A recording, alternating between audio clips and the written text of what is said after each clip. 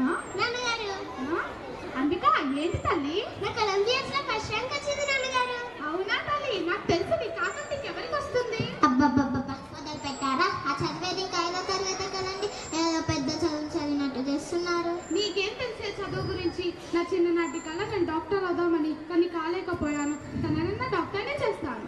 Doctor అయినా కట్టది అయితే నాన్నగారు. అరే సుజిత్ మీ పాప 10th రిజల్ట్ గా చూసావా? అవునురా. నిశ్చిత వెళ్ళి పేమెంట్ తీసుకోరా. అంబిక నా అంబికకి ఫస్ట్ ర్యాంక్ వచ్చింది. నా అంబికకి ఫస్ట్ ర్యాంక్ వచ్చిందిరా. అంబిక వెళ్ళి స్వీట్ బాక్స్ తీసుకోరా. అబ్బా ఇప్పుడు ఎందుకండి? మన పాపకి 10th లో ఫస్ట్ ర్యాంక్ వచ్చింది. వెళ్ళు. తీసుకోండి. అంబిక తిను తల్లి, నీకు 10th లో ఫస్ట్ ర్యాంక్ వచ్చింది. అంకుల్ కి కూడా తినిపించు. కంగ్రాచులేషన్స్ అల్లి. Thank you uncle. నెక్స్ట్ ఏం చేపిద్దాం అనుకుంటున్నావురా? నీకు తెలిసిందే కారా, డాక్టర్నే చేపిస్తా. నా చిన్ననాటి కళ అక్కడ నేను కాలేకపోయాను. తనన్నా డాక్టర్నే చేస్తారా? అరే తనకంటూ ఇష్టాలు ఉంటాయి కదరా. ఆగురా, నువ్వు నా ఫ్రెండ్వే కాదు. నా ఇష్టాలే తన ఇష్టాలు కూడా. తను పుట్టినప్పుడు కూతురు పుట్టింది అనుకోలేదురా, డాక్టర్ పుట్టింది అనుకున్నాను. చెప్తే నా జీవితంలో చాలా బాధపడతావు. చాలా చెప్పిన వెళ్ళు. అనిక నువ్వు డాక్టర్ అవుతావా లేదా?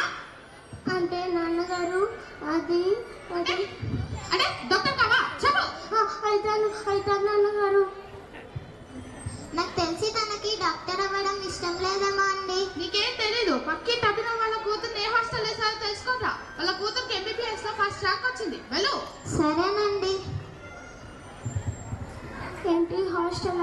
ఇప్పుడు నేను హాస్టల్కి వెళ్ళాలా? అక్కడ ఎలా ఉంటుందో ఏమో. అన్నిక ఏం ఆలోచిస్తున్నావు? హాస్టల్కి వెళ్ళావా? చెప్పు. అంటే నాన్నగారు అది మిమ్మల్ని వదిలేసి నేను హాస్టల్ కట్టే. అంటే హాస్టల్ వెళ్ళవా?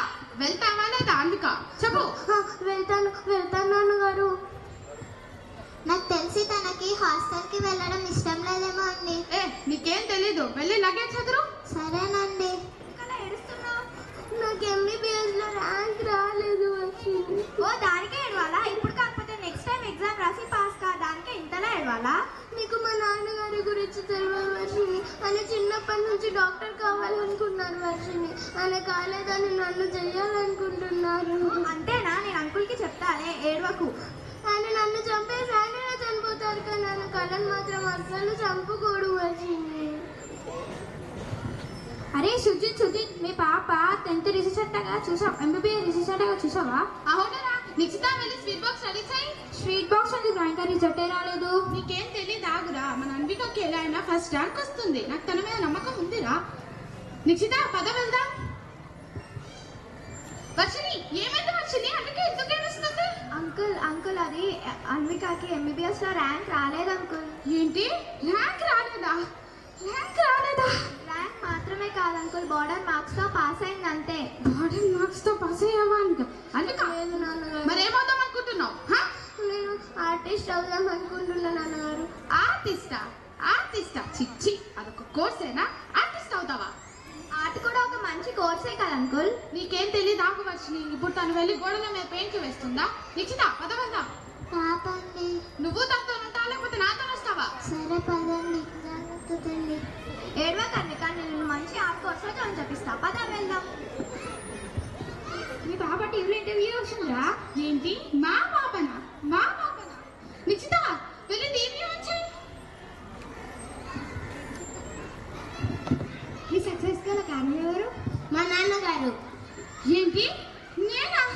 ఆయననే నా ఇష్టాన్ని గుర్తించి నన్ను ఇంత మంచి కోర్సులో జాయిన్ చేపించి నన్ను ఇంత పెద్ద స్థాయికి తెప్పించారు. అయ్యో తప్పు చేశాను.